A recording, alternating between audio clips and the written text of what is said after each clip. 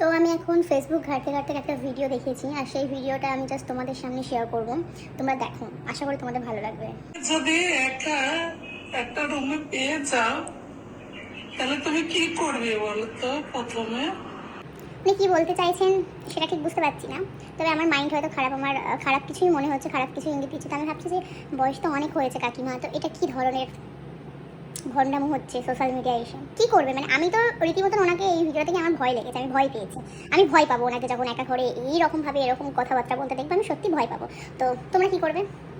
আর চলো, যেখান থেকে ভিডিওটা দেখেছি সেই দাদা কি বলছে তবে শুনে নিই। আমার দরকার নেই, আমি রুম থেকে পালাবো না, রুমটা বাইরে থেকে লক করবো না, পুলিশকে ফোন করবো বা আর্মিকে ফোন করে, পুলিশ তোকে ট্যাকল করতে পারবে না।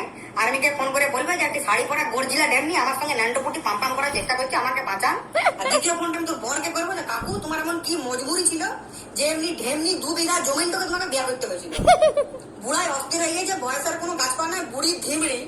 তোকে রুমে পেলে কি করবে? তোকে রুমে ঢুকবে কি করবে? তুই নিজে একটা রুমের সমান তো।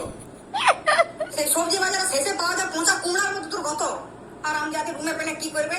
আমি বলছি, হাত জোড় করে বলছি মাকে যে ইনস্টাগ্রামটা বন্ধ করতে, আমার দরকার নাই, কন্টেন্ট বানাবো, আমি ছেড়ে দেবো, পড়াশোনা করি, চাকরি নিব, দরকার নাই, দেশটা বাঁচিয়ে যাবে। যাই হোক, ভিডিওটা জাস্ট মজা নাও। আর আমার সত্যি ভীষণ ভালো লেগেছে ভিডিওটা, ভীষণ মজাদার। এবং যে দাদার ভিডিওটা আমি নিলাম, সে দাদার হঠাৎ করে সামনে চলে আসলো, ফার্স্ট টাইম ওনার ভিডিও দেখেছি, কিন্তু সত্যি ভীষণ ভালো লেগেছে। তো আমি আজকে ফলো করে রেখেছি এবং সেভ করে রেখেছি। নেক্সট আরও ভিডিও দেখবো, আরও মজার মজার ভিডিও, এরকম টাইপস ভিডিও যদি তোমরা কেউ দেখতে চাও তাহলে অবশ্যই লাইক করো, কমেন্ট করো। আর নেক্সট ভিডিও তোমাদের সঙ্গে দেখা হচ্ছে। টাটা।